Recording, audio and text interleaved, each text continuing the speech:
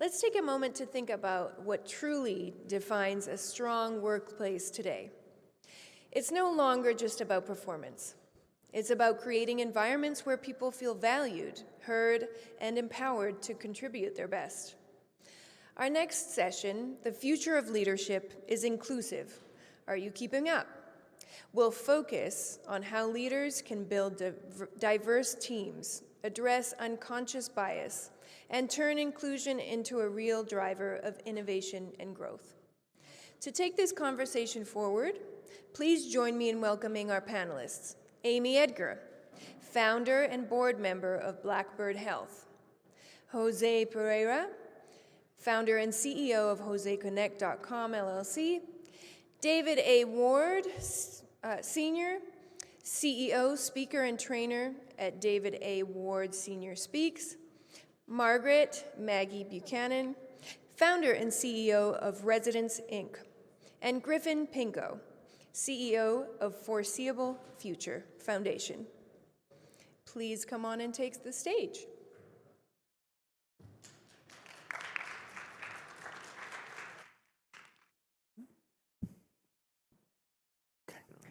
Good afternoon, everybody. My name is Caronne Taylor-Bloom, and I will be the moderator for this afternoon's panel discussion.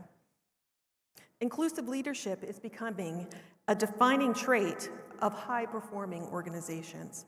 Research shows that a greater sense of inclusion can boost team performance by 17% and collaboration by 30%. But what's often missing from the conversation is how inclusion actually shows up in the real world, especially when leaders are under pressure, making fast decisions and navigating increasing complexities. So today's discussion is not just about inclusion matters, it's about how leaders are using inclusive practices to drive innovation, resiliency, and better outcomes. We're also going to be very practical. By the end of this session, you'll walk away with clear strategies to build more diverse and effective teams, practical ways to address unconscious bias in decision-making, and actionable approaches to create cultures where people can truly contribute and thrive. And importantly, we're going to talk about what happens when hidden inclusion breaks down and what leaders can do differently starting tomorrow. I was going to briefly introduce our panel. However, that's already been done for us. So we're going to go right into diving into our first questions and get our conversation started. We're going to make this a real conversation. I'll guide us, but I encourage all of our panelists to keep our responses concise and build on each other. Jose, let's start with you.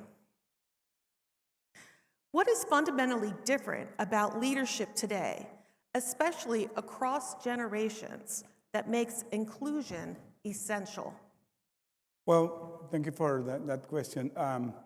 The way I see that inclusion is really a broad way to look at it, because people think that inclusion only talking about diversity, gender, but I see it more broadly. I really think that the real leader that wants to do a great impact in their business is not only taking care of their people, including them, is hearing them, is understanding them, is being empathetic with them, and trying to bring them as part of the decision-making of the company. That's the real way you can make your employees to be inclusive. And not only inside your company, also in the community that you are including. So for me, the inclusion is a very broad concept, not only related to diversity. It's more taking care of the people, really taking care of them, and really considering your community where you are located. Amy, can you pick up from there and tell us what's changed in the level of complexity and cognitive shift and load that leaders are operating under today? Sure. So if you think about the current environment in which leaders are spending their 24 hours a day, there's a lot of complexity. It's very fast-paced. There's a lot of information that you need to hold over time to make good decisions, and there's a lot of pressure to do it quickly. And so what is different and really important to consider is that leaders have their own cognitive capacities and need to protect those so that they can promote a more inclusive environment. The first thing that happens under pressure is those executive functions tend to fail, and leaders go back to what they know, what is familiar, and make decisions that don't necessarily include the voice of their teams. That is not a culture problem, that's a cognitive problem. And so really being aware as a leader of your own limitations or your own strengths and being able to address that is really important. That's great. David, would you talk to us about what that means behaviorally? Well, what's changed is really accountability. And are we accountable? And when we say accountability, is every executive or every leader accountable? But you can't be accountable unless you what? Set the expectations. And the expectations need to be for every leader and everyone underneath that leader. And not everyone can have the same expectations. So accountability goes a long way. Thank you. Griffin, from a future and systems perspective, how do you see leadership evolving? Well, I think leaders evolving and changing over time, trying to adapt in certain environments with certain people and their skills, and how you can change on a dime and make sure that you're flexible and that you're willing to change and take in ideas as a leader, and having that change in those thoughts and that thought process with your team and groups from those different backgrounds and diverse perspectives. Amy, where do you see inclusion breaking down most often, especially under pressure? So that's the answer, under pressure. And so I just talked about cognitive load and the ways in which leaders today are under pressure, both the time and decision-making pressure, also to get it right. And so there's some risk in that. And so those are the variables that really affect that breakdown around inclusion. As a leader, it's often easier to default to what you think or what you know or what you've done before, and that's the limitation. That's where bias becomes a factor. So really it's the pressure and the leader's ability to navigate that through critical thinking and through their own regulation that can prevent that. David, can you give us an example of that with your teams? Well, it all shows up in those small moments, right? Whose ideas actually gets picked up? Is it the same people, the same groups, or under pressure? You know, our leaders tend to do what? They go back to what they really know. Jose, what is your take on this? Well, this is a real important topic because a leader had to understand that if they really embrace the inclusivity in their organization, that will make the employees more trustful, they will be more loyal, you will enhance your work environment. It's going to be a win-win for all the organization. Maggie, from an execution standpoint, what's your take? So from an execution standpoint, when inclusion breaks down, the team, the system breaks down. Everything starts falling apart. Team members, maybe slowly at first, but start hesitating in participation. They might not say everything as frankly or as straightforwardly as they would otherwise, because they don't feel safe, they don't feel respected, they don't feel valued at that table. And there's a huge, there's that nuanced difference, between like diversity of checking boxes to make sure we have all these demographics at that table, and what inclusion really is, which is making sure every voice is heard and represented and valued at that table. So whenever any kind of inclusion breaks down, the entire system breaks down. That's a great place for Griffin for pick up from a system standpoint. What happens over time?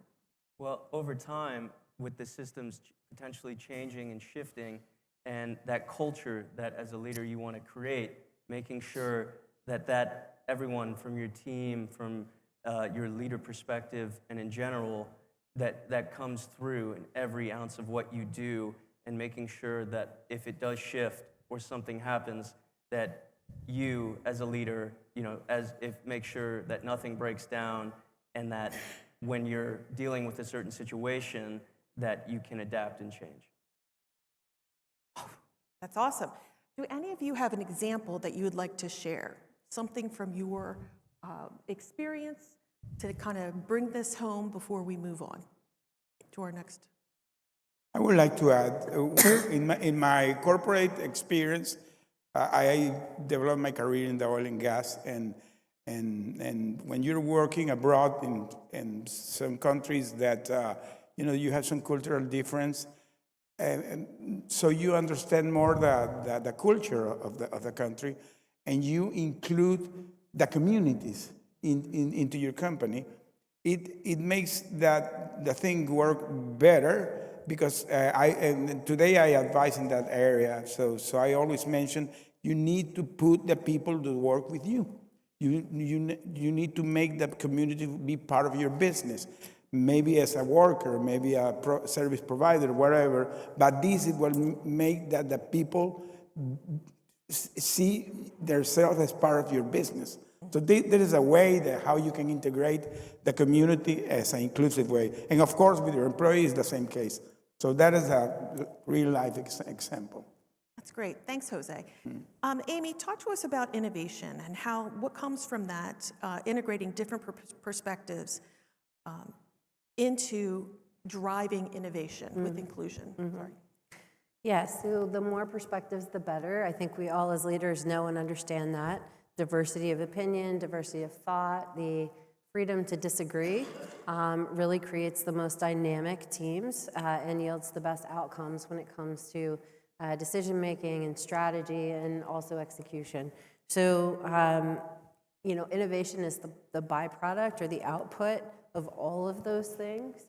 And so if you have a breakdown in inclusion and you're dealing with a single perspective or maybe two perspectives versus 15 that really gives the value, it's very hard to bring innovation to life. It's very hard to execute on innovation. Maggie, did you want to add to that on the execution? Yeah, I guess as the leader of my team, there's this mnemonic I've come up with that kind of reminds me of how to keep inclusivity in there. I couldn't have said it better than myself, how important inclusive behaviors in a team are. So I always call it BIDES, bias, intentional, dissent, example, and slow down. For me, that means whenever I see a bias coming up, whether intrinsic or obvious or accidental, whatever, like it's my job to shut it down. It's my job to not just look at the loudest voices, but also listen to who am I not hearing from? Who are the quieter voices that could offer a different opinion? I have to be intentional in the way that I care about inclusivity. It is foundational. It is core to my team. It's part of our foundation. Dissent is not only allowed, it's encouraged and rewarded. I want to hear what your alternative opinion is. I, as the leader, set the example. That's for me. That's my job. If I do not consciously care about my role in inclusivity, then I've failed as that example. And slow down. I do not slow down easily, but it is my job as a leader to slow down and again ask, who am I not hearing from? What voices am I not hearing? What dissent am I not considering? And all of that, those practices in all allow me to be more effective as a leader, more effective in business. My company does better, so on and so forth. That's really interesting points. I heard Jose talk about community and bringing people in, and I heard both you and Amy talking about the importance of being able to hear dissent. And David, in your work with safety, I'm so curious if you have an example or if you have something you'd like to add, especially about this idea of being open to hearing different opinions. Well, you have to be open. You have to have an understanding that not everybody is going to tell you what you want to hear. You know, there are some times in safety where it's that hard conversation, and you have to have those hard conversations. And if you're not willing to have the hard conversations, then my question is, why are you in leadership, right? And you have to listen to your people. And not only listen, but understand what they're trying to tell you, because there is definitely a gap out there. Griffin, would you like to add on to that? Sure. So I think as a leader, you know, in helping with visually impaired and blind individuals and having that sense of community, being able to also just not hear from different opinions and voices and having, you know, open ideas and thoughts and ways of maybe doing things differently because, you know, we did something this way forever, so we're going to keep doing it that way and being open to those different ideas and thoughts, but also as, you know, a leader coming at it from a different perspective because if you know, you can't understand and have that basic level as well, at least in my experiences, then you might not be able to fully relate to that individual, that team member, that person, and fully be able to understand how you can help them and how they can help you as a leader as well. Can I add? Absolutely. Yeah. So what the common denominator is in everything I've heard and what I talked about was leadership or leaders having the quality of cognitive flexibility. So being able to hold lots of information at once and also flex into other spaces. So Griffin just talked about being able to hear dissent and be able to incorporate that. That requires a certain level of cognitive flexibility. And if you don't have that as a leader, it's going to be really hard for you to maintain an inclusive position. Would anybody else like to add anything? Yeah, I would love to. The other thing that's coming to mind pretty heavily right now is trusting my team. You know, my team, you know, I brought together for a reason. These individuals all have something to say and something of merit to say, regardless of which diversity demographic boxes they may or may not check. Part of that is, like, I'm not going to be the expert in every single arena. I can't be. That's not human. That's not possible. And that's just not in the cards for me, at least. But I can trust my team, and that's also another part of the inclusivity. You know, having those hard conversations, like they don't always have to be hard conversations. It's up to me to be open to listening and hearing that voice of dissent of like, I don't agree with this because of X, Y, Z, and even kowtowing to someone who is the expert in their arena because I hired them for their expertise in that arena.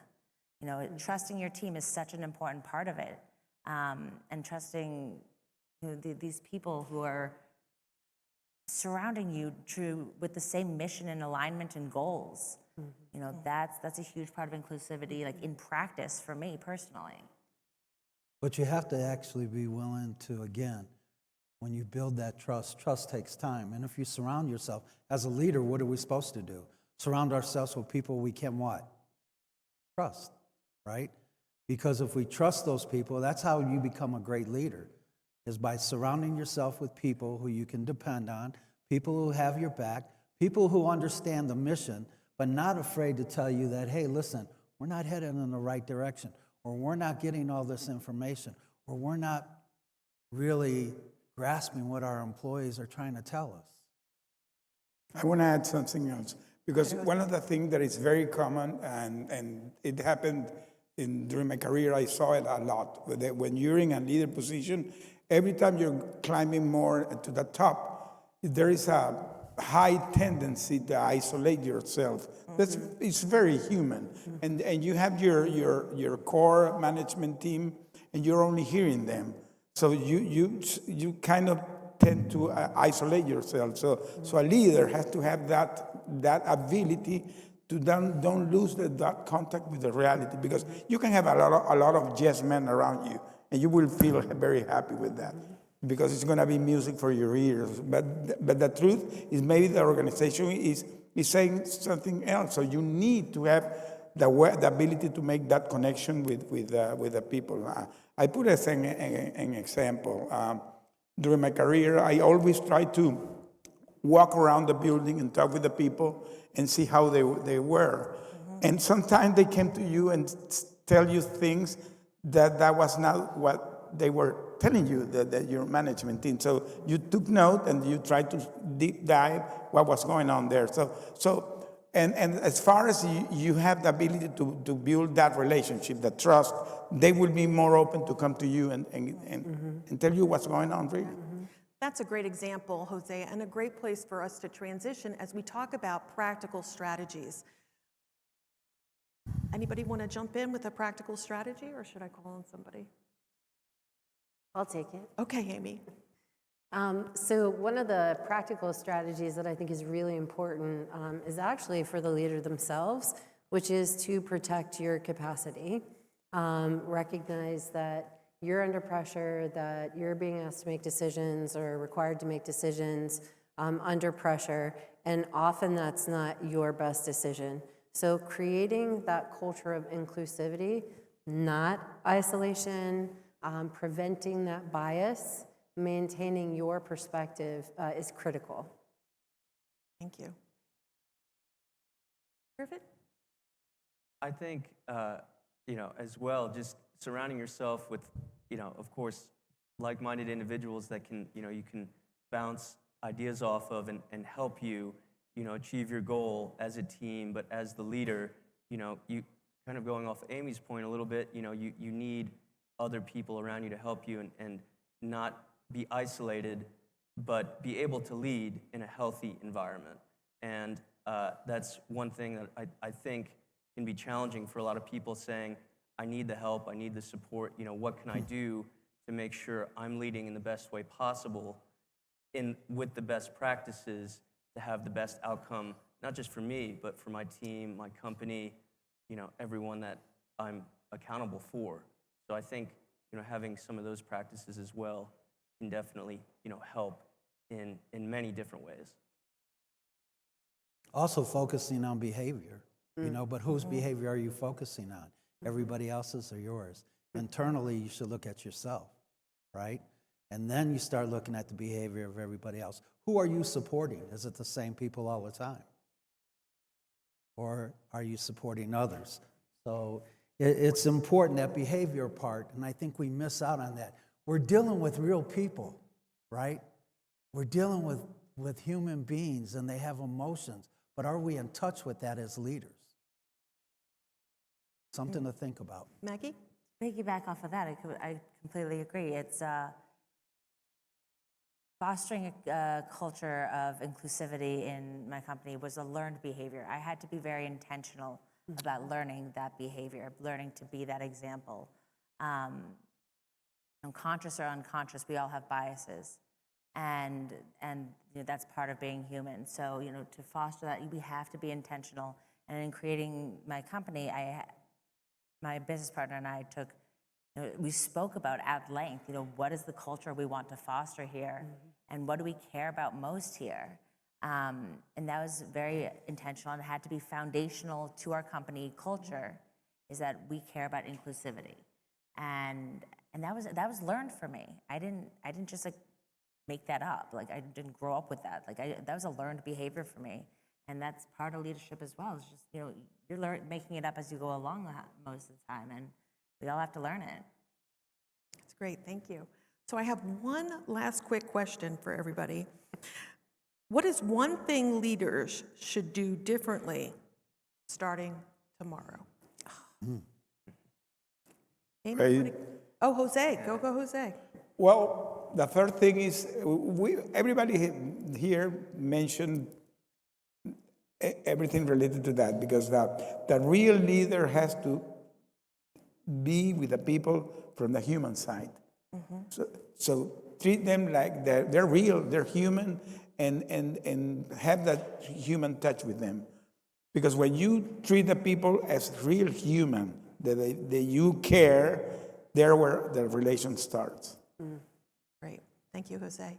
Amy? I think the thing you can do tomorrow is protect decision quality under pressure. And I'll give you a concrete example of that. When I started my business, I had the ethic of being available to anyone. It was a very open door policy, very inclusive by design. And what that meant was that everybody came to talk to me, which on some level was really great. And on some level meant I didn't get to go to the bathroom during the day. People would catch me in the hall. People would catch me going to get something to drink or eat. And so I think when I say protecting decision-making under pressure, that's an example. If you're moving all the time and thinking all the time, moving on to the next problem, talking to everybody in your organization, that is draining in a way that makes you much less useful. And, you know, I own it. Made some not great decisions under that kind of pressure. Thank you. David? I think it's important. What you need to do today is take accountability for your actions.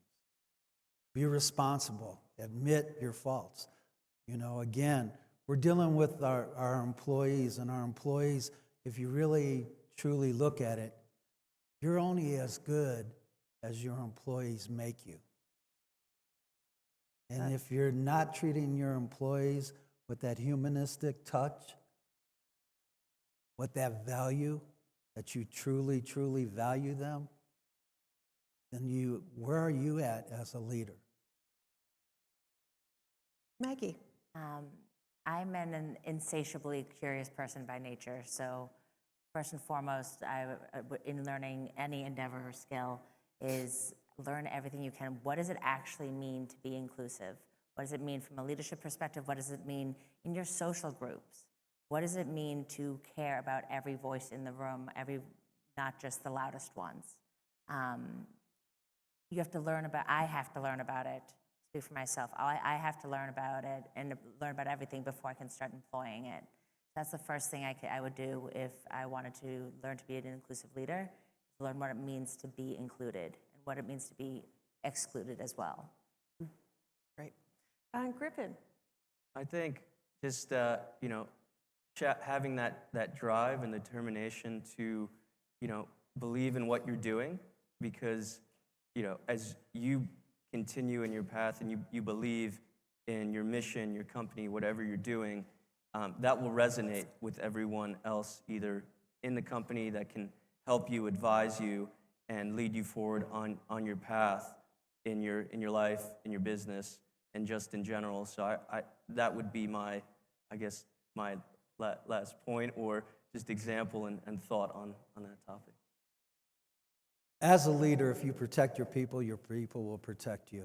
Exactly. Yeah. I mean, that's as clear as I can actually say it. I mean, your people are valuable, and until you truly understand the value of your employees, it makes you think, right? How valuable are our employees? They're truly valuable.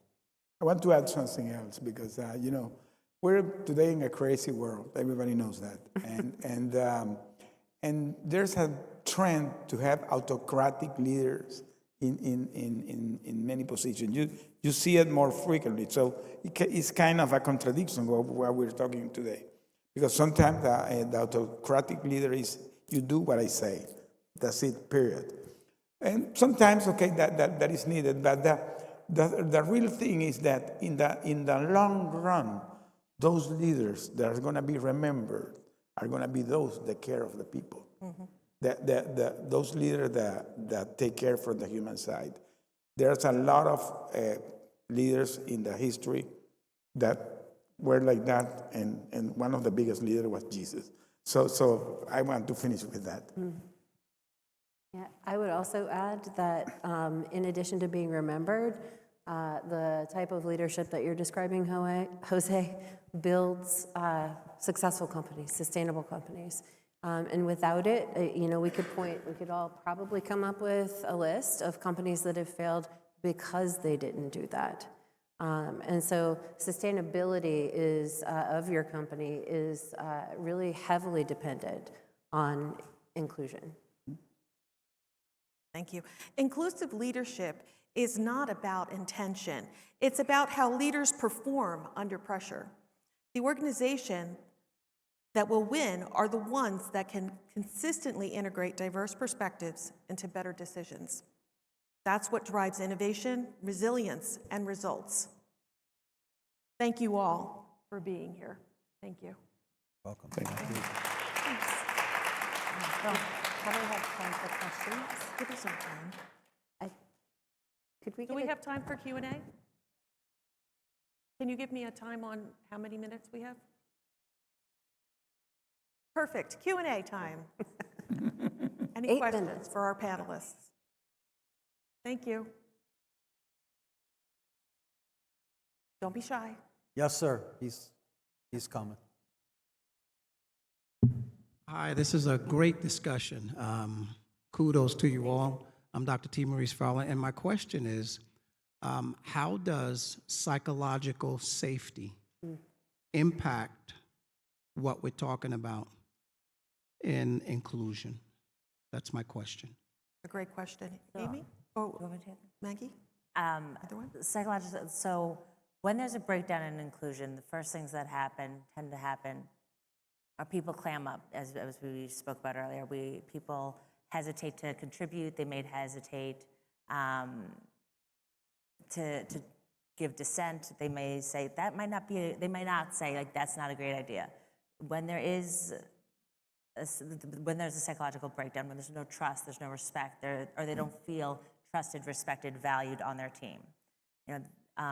That, from a leadership perspective, from a company standpoint, is detrimental to any execution of any plan you may possibly have.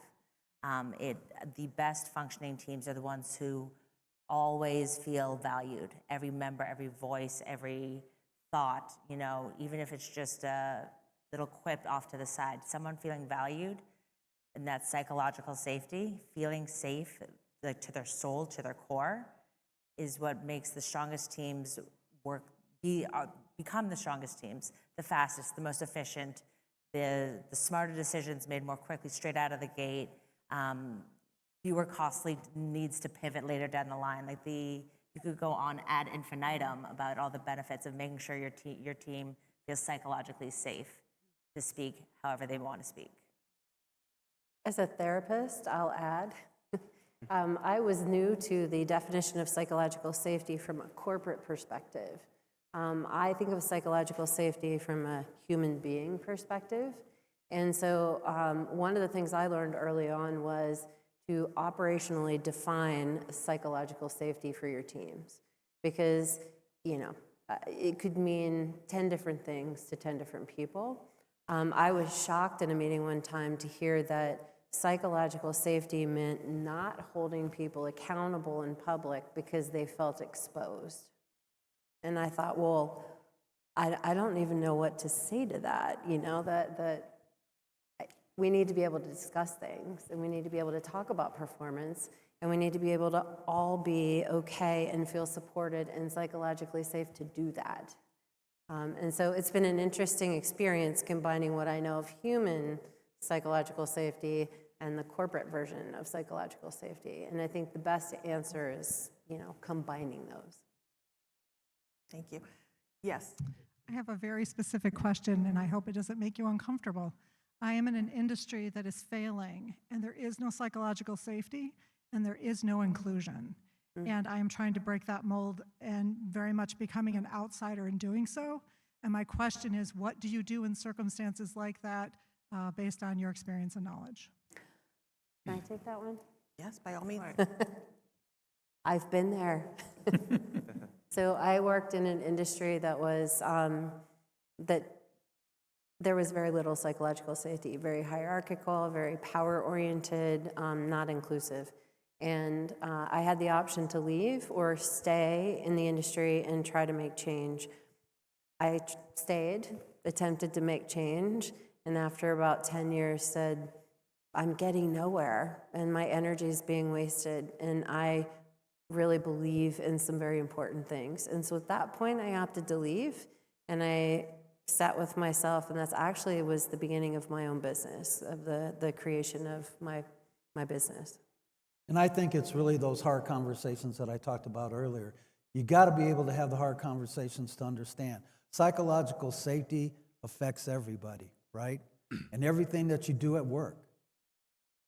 So, I mean, if you don't understand that, again, you have to understand the value of the human being.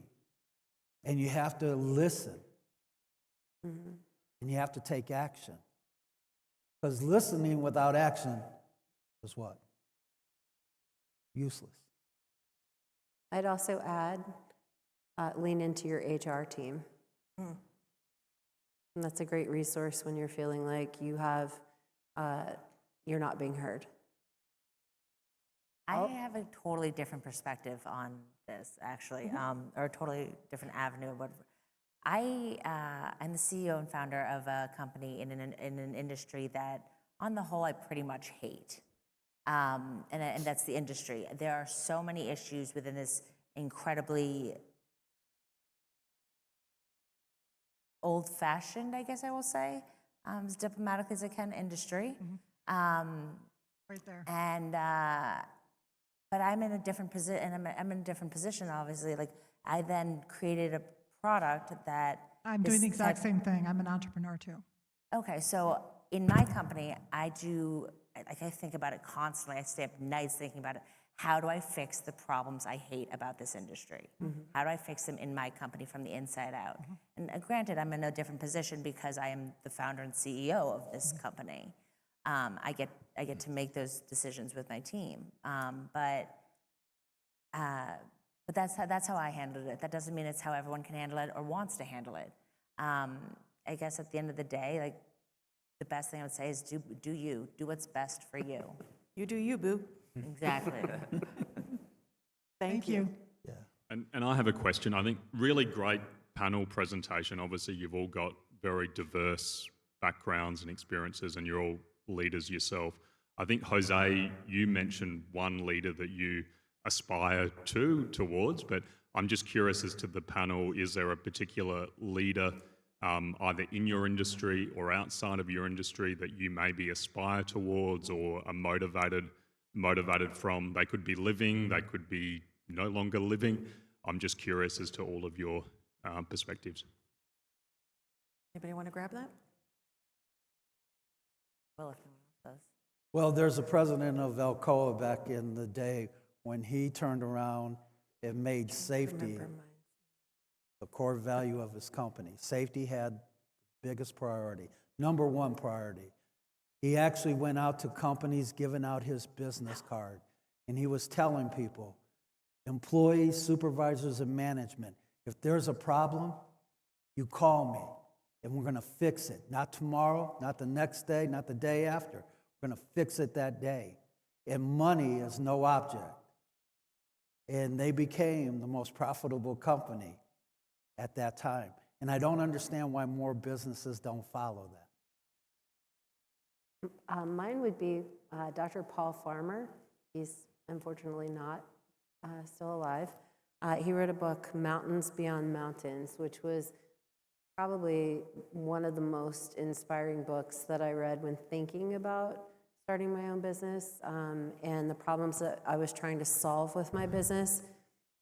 He was a physician who practiced primarily in Haiti, and he was responsible for preventing the kind of global infectious disease of drug-resistant TB. And his methods were in the community. And his stories were all about, hiking 50 miles through the jungle, hacking through things to deliver somebody's antibiotics. And I remember reading that and thinking, if Paul Farmer can do it, I can too.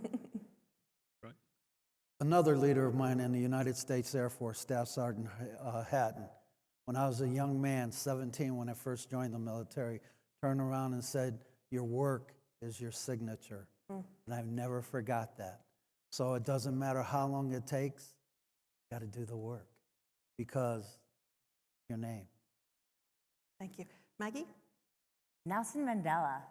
I actually have a quote of his tattooed on me. I love it so much. He's such an inspiration to me.